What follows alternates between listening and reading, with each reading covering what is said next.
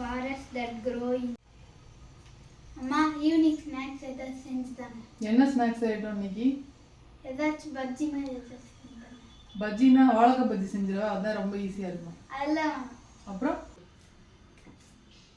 Onion bajji செஞ்சு தாங்க. Okay, படிச்சிட்டு 5 நிமிஷத்துல நான் செஞ்சு எடுத்துட்டு வரேன்.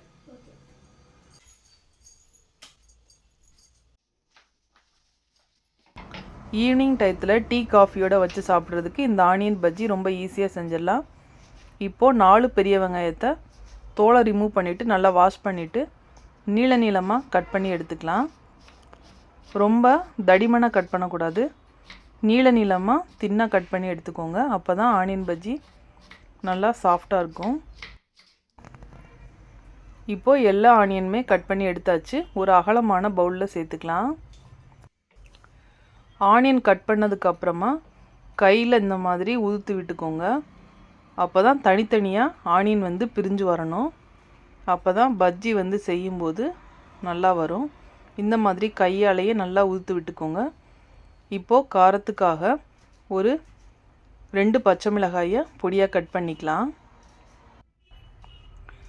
காரத்துக்கு சில்லி பவுடரும் நம்ம சேர்க்கணும், அதனால் 2 மிளகாய் மட்டும் நான் சேர்க்குறேன். இப்போ இது கூட சின்ன சைஸ் இஞ்சியையும் பொடியாக கட் பண்ணிவிட்டு சேர்த்துக்கலாம். கூடவே கருவேப்பிலை, கொத்தமல்லி இதையும் நல்லா பொடியாக கட் பண்ணி எடுத்துக்கலாம். இது ரெண்டையுமே இப்போது சேர்த்துக்கலாம். காரம் உங்களுக்கு எந்த அளவுக்கு தேவையோ அந்தளவுக்கு நீங்கள் சேர்த்துக்கோங்க. இப்போது தேவையான பொருட்கள் எல்லாம் எடுத்து வச்சுக்கலாம். உப்பு, சில்லி பவுடர், பெருங்காயத்தூள், கடலை மாவு, அரிசி மாவு 1/4 கப் அளவுக்கு நான் எடுத்திருக்கேன். இப்போது சில்லி பவுடர் வந்து 1.5 ஸ்பூன் அளவுக்கு சேர்த்துக்கலாம்.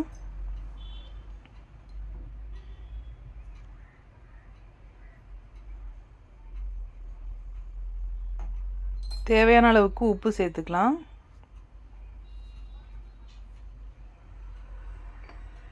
இப்போது கொஞ்சமாக பெருங்காய பொடி வந்து சேர்த்துக்கலாம். 1 கப் அளவுக்கு கடலை மாவு எடுத்திருக்கேன். இது 250 ml கப்பில் எடுத்திருக்கேன் நான். இது கூட அதே கப்லேயே 1/4 கப் அளவுக்கு அரிசி மாவு சேர்த்துக்கலாம். இப்போது கை வச்சு ஒரு தடவை நல்லா மிக்ஸ் பண்ணி விட்டுக்கோங்க. இப்போது கொஞ்சம் கொஞ்சமாக தண்ணி தெளித்து பிசைஞ்சு விட்டுக்கலாம். இது கூட ஒரு பிஞ்ச் அளவுக்கு சமையல் சோடா கொஞ்சமாக சேர்த்துக்கலாம். சேர்த்துட்டு நல்லா கலந்து விட்டுக்கோங்க. எல்லா சைடுமே ஈவனாக மிக்ஸ் ஆகணும். கொஞ்சம் கொஞ்சமாக தண்ணி தெளித்து இதை மிக்ஸ் பண்ணிக்கலாம். நம்மளுக்கு கையில் பிடிச்சி போடுற மாதிரி பதம் வந்ததுமே தண்ணியை ஸ்டாப் பண்ணிடணும். பாருங்கள், இந்த மாவு கரெக்டான பக்குவத்தில் இருக்குது. இப்போது அவ்வளோதான், இதோட நிறுத்திக்கலாம், தண்ணி தேவையில்லை. இப்போது ஒரு கடாயில் தேவையான அளவுக்கு எண்ணெய் சேர்த்துக்கோங்க. எண்ணெய் வந்து நல்லா ஹீட் ஆகட்டும். மிதமான சூடு இருக்கும்போது கொஞ்சம் கொஞ்சமாக பஜ்ஜி மாதிரி எடுத்து போட்டுக்கலாம்.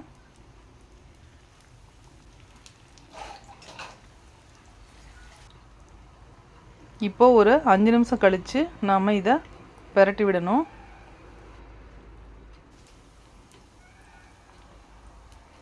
ஒன்று ஒன்றா இந்த மாதிரி பிரட்டி விட்டுக்கலாம்.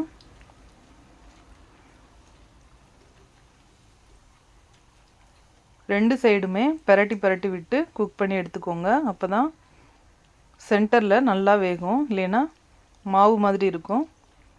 இதே மாதிரி பொறுமையாக 2 சைடுமே திருப்பி விட்டு நல்லா ஒரு கோல்டன் ப்ரௌன் வர வரைய இதை நல்லா வேக விட்டுக்கலாம்.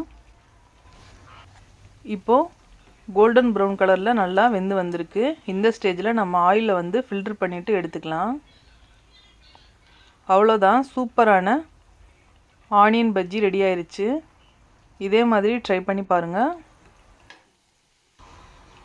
ரொம்ப ஈஸியாக 5 நிமிஷத்தில் ஆனியன் பஜ்ஜி ரெடி ஆயிருச்சு.